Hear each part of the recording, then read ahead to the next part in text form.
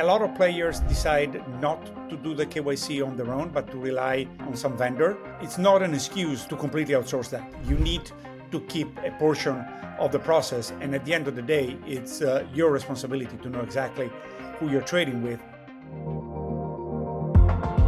Welcome to The Next Imperative, a podcast hosted by A&M energy leaders tackling key issues and trends in the industry.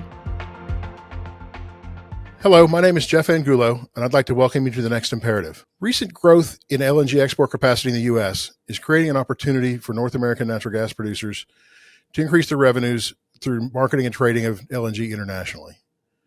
Along with that comes significant risks. In this opening episode of our Global Gas Marketing and Trading series, we're going to talk about compliance risks, regulatory risks, and market risks. Joining me for this discussion are LNG thought leaders and Alvarez Marsal managing directors, Alberto Corvo and John Corrigan. Gentlemen, welcome to The Next Imperative. Thank you. Thank you. Thank you. Good to be here.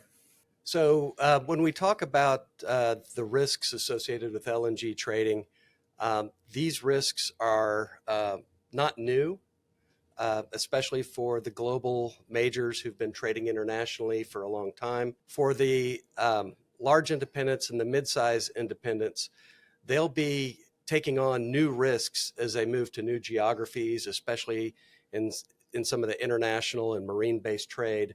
So that is something that I think they all need to be thinking about. And Alberto, I'll let you start off with a little bit of discussion of what this means for somebody who's new to the international geographies. Yeah, so that's what's going on. I mean, the moment you start trading with foreign entities, you start being exposed to a number of new risks, and obviously new regulations, new things you got to comply with, and all of that. But an interesting point, it's really you are taking on, whether you like it or not, whether you understand it or not, a number of risks that you got to manage. And big players that have been doing FX and trading commodity internationally have done this for a long, long time, and so have international banks and all that. And there's a lot of instruments that are available to manage that. But all of a sudden, once you start getting into this, you need to be able to manage multi-pronged risk and when I mean manage risk, it means a number of things. The first thing is, do I understand what the risks are? And do I have a place where I can see them all?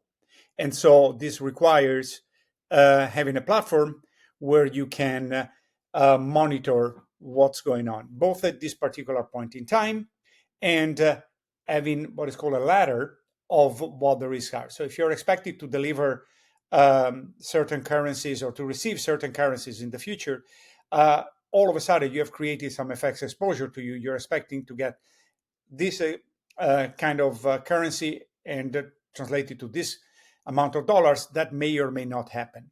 And so because the payment may or may not be coming exactly at that time, or because obviously the currency fluctuates and you are taking that exposure. So that's the first thing, knowing what those are. The second thing is be able to understand how big is their impact is. And that's where having a simulation tool can be particularly useful, which has been going on for decades. So it's a very well understood thing, but it requires selecting what this tool needs to be, having a tool that fits your needs without being too complicated or too simple, and then being able to have some scenarios that you apply consistently or ad hoc and say, okay, what happens if, and then having a policy and an ability to actually minimize that risk by saying, okay, I'm willing to take this particular kind of risk, but this I would like to hedge. And how am I going to hedge it? How much is it going to cost for me to hedge it? And what am I going to give up by doing that? So it's all, and maybe because I'm a technologist by background, but it's all about having a platform that allows you to monitor this. And yeah, so I don't know in your experience, John, what you have seen in the market. Yeah, I think we're seeing a lot of people embracing the risk. The challenge I think a lot of our people that we talk to have is, until you get used to playing in that space, there are a lot of risks that you're sort of unaware of. So early on, you can get caught out, whether it's international credit risk, whether it's somebody along the chain doesn't do the pricing correctly. You mentioned a lot of these risks that, once people are aware of them, they either need to hedge them or price them into the transaction. And I think that's where people really struggle early on, is how do I calculate those, and, A, capture them, B, calculate them, and C, embed them into the transaction pricing or our hedging program. And that's a difficult thing to do right out of the gate.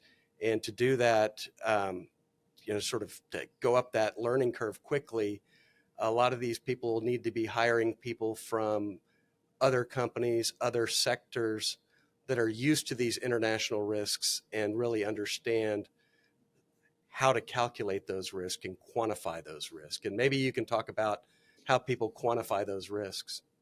Yeah.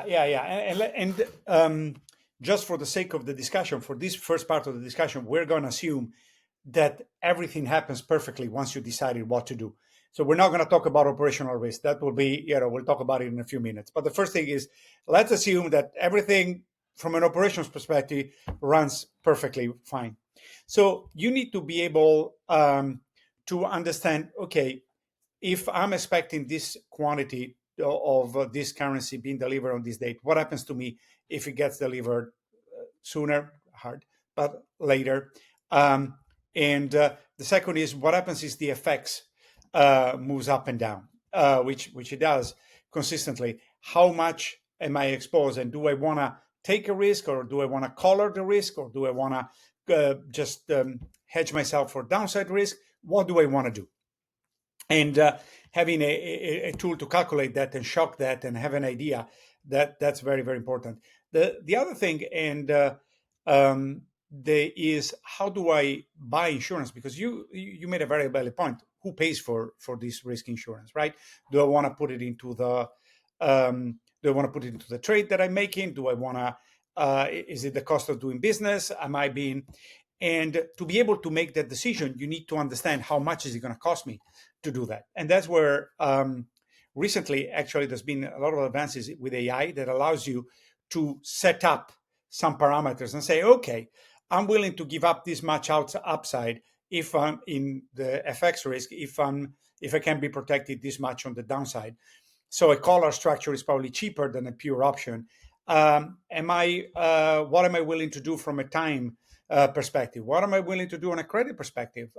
People may decide that they're going to need more time to pay, or I could be on the receiving end of that. So that allows you to create automatic scenarios and say, okay, this is the minimal cost that I could do for this, and then kind of go execute. And there's a number of broker dealers that are offering this. But for you to be able to do that, it requires you to understand very clearly what those risks are. So there's a number of platforms up there that allow you to do that. Some are simpler, some are more complicated, because also you don't want to get into a platform that is too complex, and then it becomes very hard to manage. The data is too complex. The volatility surfaces are too complex. Where do you get the data? And you're exposing yourself to a risk of the platform itself. So depending on, as you said, who you hire, who you're working with, then you need to adjust for that. I always make an equivalent regarding to aviation. Yeah, 747 will take you to the other side of the world, but it's a very complex machine to operate, and it takes a very trained crew to operate it safely. A Cessna 152, much simpler, it does much less, but it's a learning plane. So you got to know, do you want to be, at what point do you want to be? And there's an infinite spectrum in the middle. And also how you manage that. What are you doing? How do you set it up?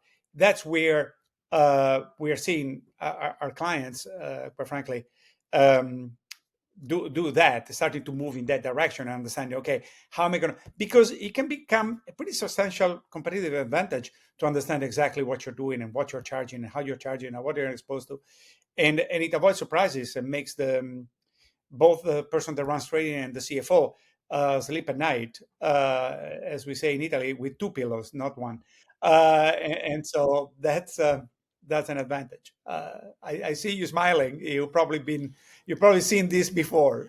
Yes, I've seen it before, and to your point, the other side of your trade is going to be very sophisticated and going to have all these tools in all likelihood, right. and you need to be the equivalent. Yeah, and when we talk about the operations, we'll talk about operational risk, and one of the things is people do these transactions. There's a lot of infrastructure that you're going to need in terms of risk management that you don't need in domestic trading, whether it's liquids or natural gas. But if it's, in the US, the time horizon of your exposure is very short, right? You put gas in the pipe, that's the day you transact. You don't have to wait 6 weeks to get to affect the transaction. So there's a lot of things that I think people know inherently, and they're just sort of struggling about, how do I capture all that? How do I make sure I'm covered for that?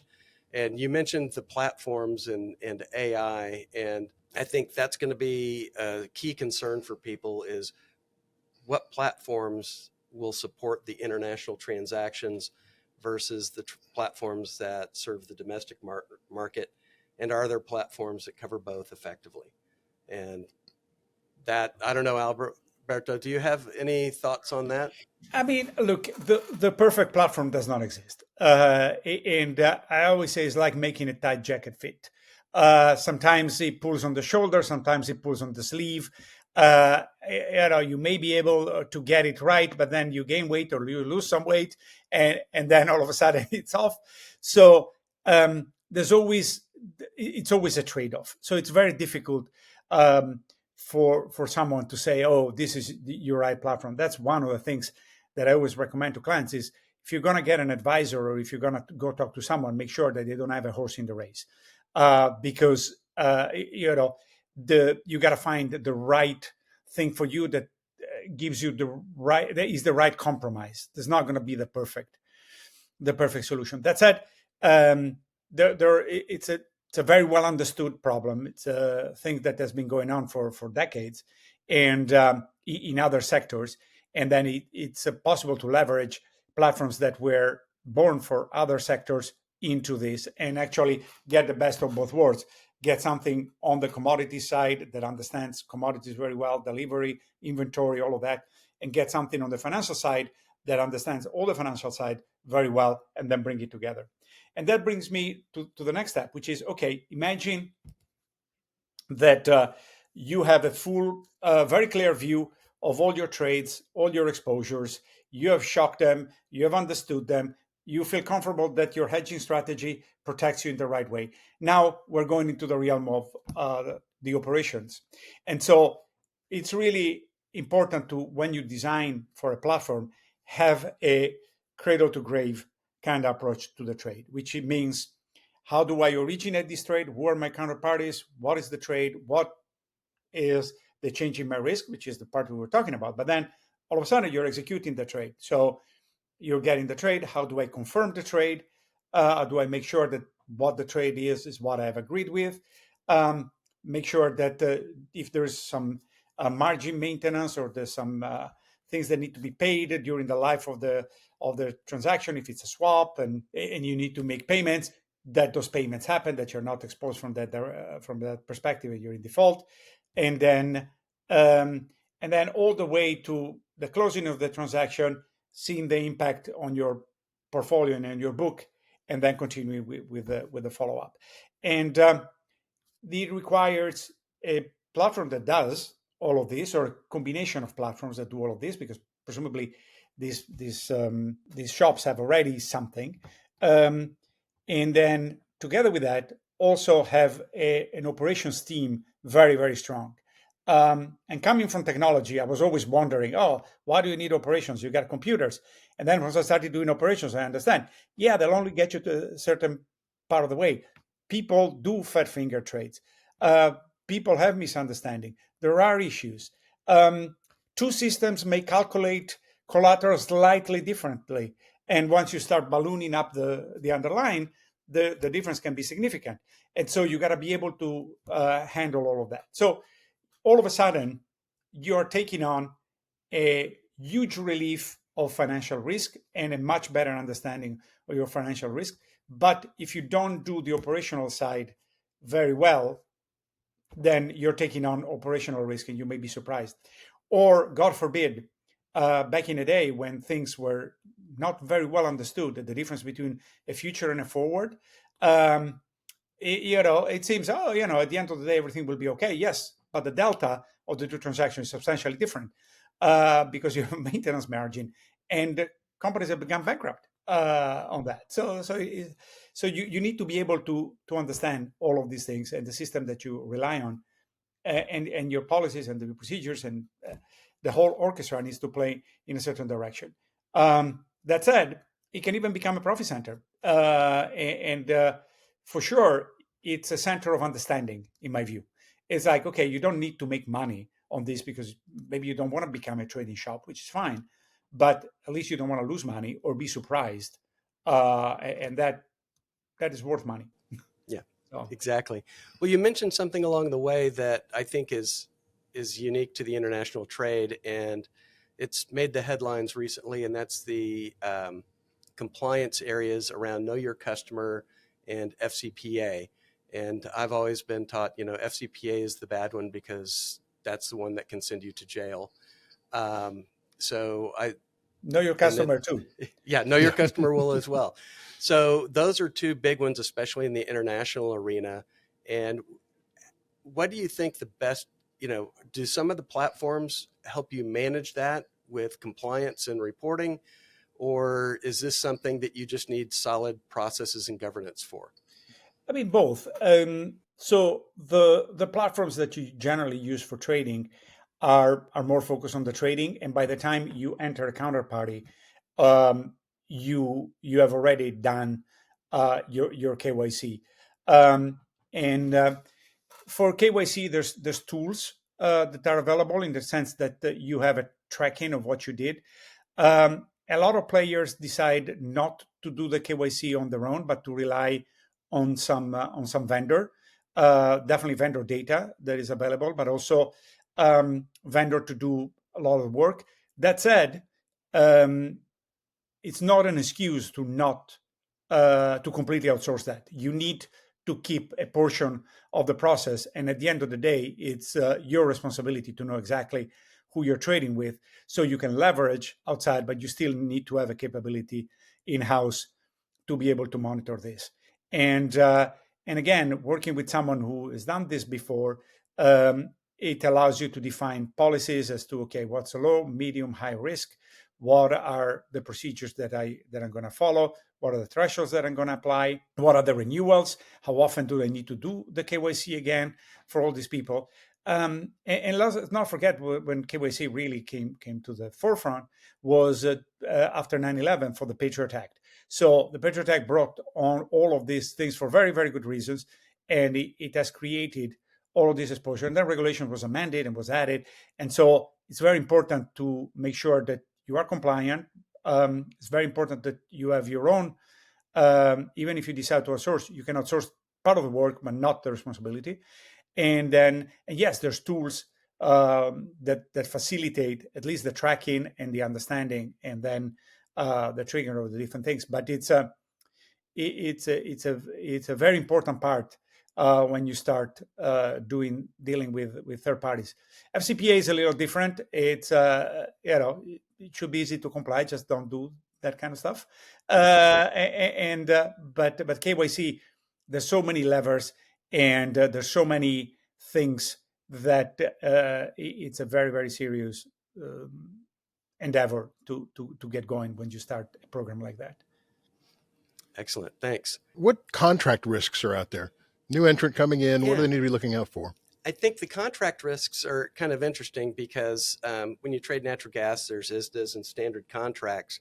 So when you do a back-to-back transaction, you know that, because the contract terms are similar, you have some transparency into whatever risks that you own and which ones you can pass on to your supplier, your customer, and back and forth. With LNG, we've got different contracts for spot transactions and term transactions. And a lot of the term, long-term LNG contracts may have different terms and conditions that have placed different levels of risk on different parties. Mm-hmm.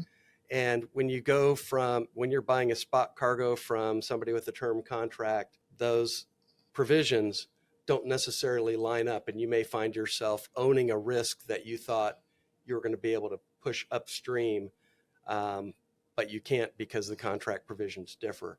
So there's a lot of things that, whether it becomes a credit risk or a legal risk or just a financial risk, you have to be cognizant of what contracts are going up against which cargoes and things of that nature.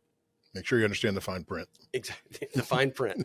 And it's different all the time. There is a move now to move towards a standard contract, good, which will be helpful. I think every other commodity trading segment has done it. It's just that this is such a new, we've been trading spot LNG for maybe 10 years, maybe 15. So It's still very new.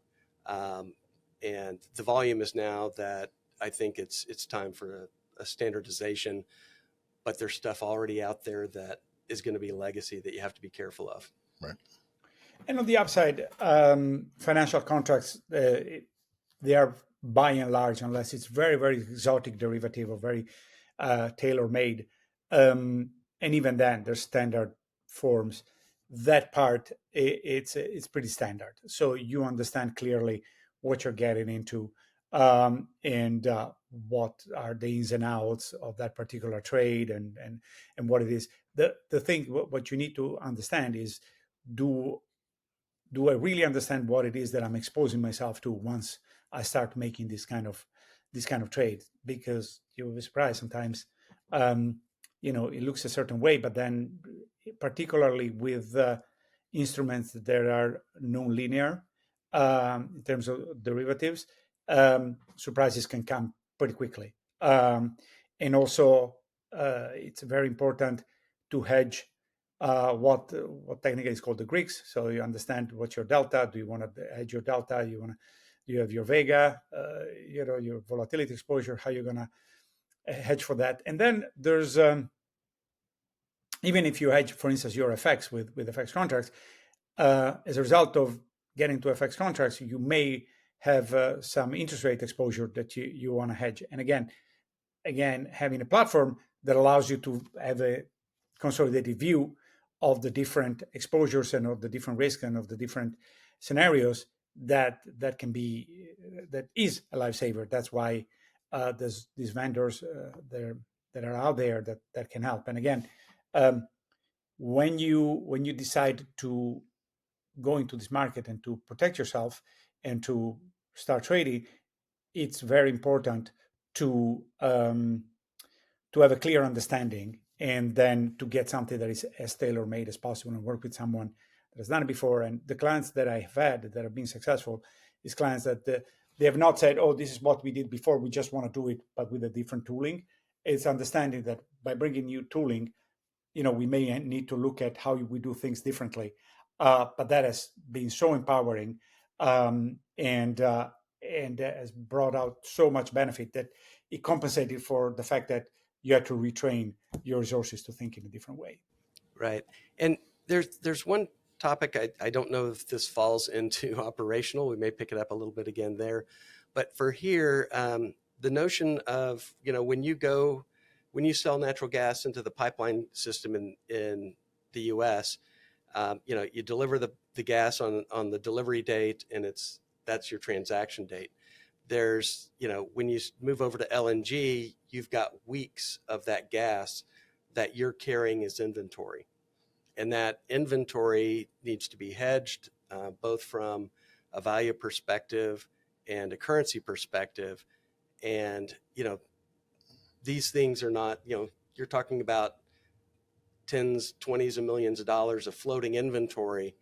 And depending on what hedge instruments you choose, you may have some mark to market working capital issues Well, number one, you've got a large working capital issue that you didn't have before because you've got this floating inventory. Mm-hmm. The second thing is if you use options or futures to hedge the delivery date, then you've got a margin cash flow risk.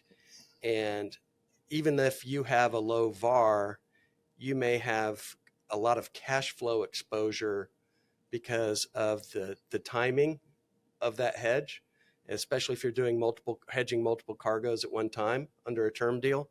You could have hundreds of millions of dollars of margin calls just because of a price increase where your VAR doesn't increase much because you're covered.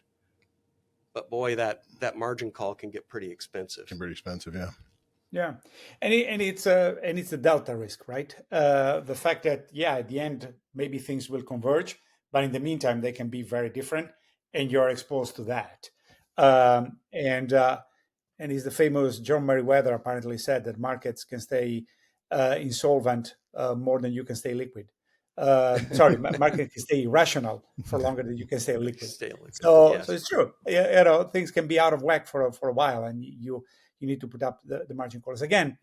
Not to sound senile, it's having a clear platform that allows you to understand everything that you're getting into. Because the first step to being protected is to understand what those risks are. And once you understand what are the risks that you're taking in all those areas that you said, then you can start getting protected, or at least know when you're taking a risk and know why you're taking that risk. And it's a bit the same from an operational risk. What are you doing? How are you doing it? And then there's all sorts of obligations that you're taking on once you start trading in size. Like you need to do surveillance. You need to understand what's going on in your trading shop. How do you make sure that everything is done the way it's supposed to be done? Alerts get triggered if things go out of whack.